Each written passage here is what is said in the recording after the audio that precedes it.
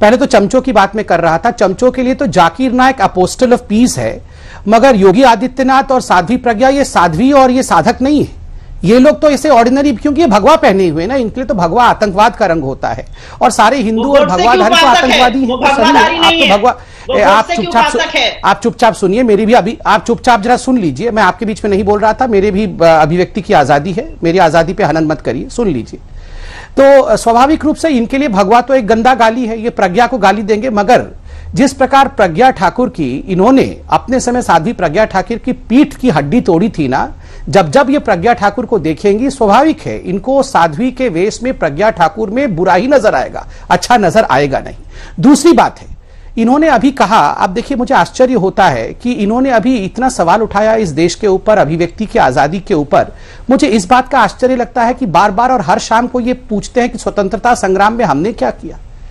आप याद करिए, मैंने बार बार कहा है कि आप बताइए सोनिया गांधी जी के परिवार ने स्वतंत्रता संग्राम में क्या कंट्रीब्यूशन रखा है? झुमरी तलैया से लड़ रही थी क्या सोनिया गांधी के माताजी पिताजी? कहां से लड़ रहे थे स्वतंत्रता संग्राम के लिए? रोहित सरदाना के परदादा, मेरे परदादा, सुप्रिया सुले जी की परदादा भी और डीजी साहब के परदादा भी कहीं ना कहीं से कुछ ना कुछ तो कंट्रीब्यूट कर ही रहे होंगे। मगर सोनिया गांधी के पिताजी स्टीफेनो माइनो, जो कि मुसोलिनी के राइट हैंड आदमी थे, और खुद उन्होंने अपने इंटरव्यू में आउटलुक में 1998 में कहा है, सुनिए, सुन लो, दादाजी की बात कर रहा हूं, आपकी दादाजी की बात कर रहा हूं, कान खोल के सुनो पहले, स्टीफेनो माइनो की कहानी सुनो। आज तक के सारे जो दर्शक, आप तमीज से बात करो, मैं आपके बीच में नहीं बोलता हूं कि तू तड़ाक करना बंद करो और सुनो मेरी बात। मैं बिल्कुल बीच में नहीं बोलता हूं, ये आप चिल्लाना बंद करो बिल्कुल। रोहित जी इनको बंद कराइए। ये क्या है? ये कहां से पकड़ के लाते हैं? इस प्रकार चिल्ला चोट करती है, ये क्या है? कैसी प्रवक्ता है ये? क्या किसको पकड़ाते हैं? मैं तो शांति से सुना इनको, ये सुनेंगे नहीं, ये तोड़ करेंगे, कैसी बात है? चुप करा के बैठाइए, मुझे कंप्लीट करने दीजिए, फिर शांति से बोल रहा था। संबित जी आप बोलेंगे, उसके पहले मैं एक चीज बताना चाहता हूँ। सुप्रिया जी आपको भी बताना चाहता हूँ, संबित जी आपको भी और देश के दर्शकों को भी।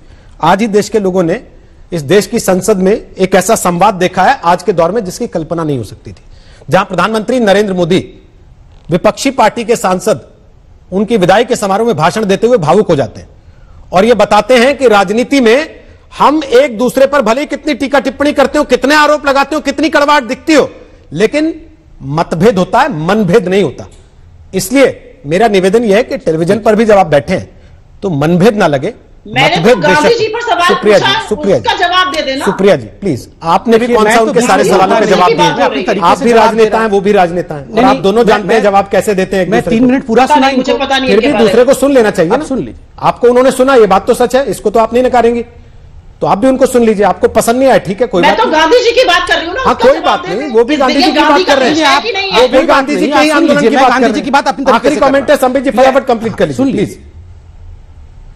देखिए, इन्होंने यहां पर फैसिज्म की बात की। मैं बता दूं और जनता से कहूंगा, 1998 के आउटलुक के उस मैगजीन को पढ़िए जिसमें स्टीफेनो माइनो, सोनिया जी के पिताजी ने इंटरव्यू दिया है और कहा है कि हां, मुसोलिनी और हिटलर मेरे गुरु थे।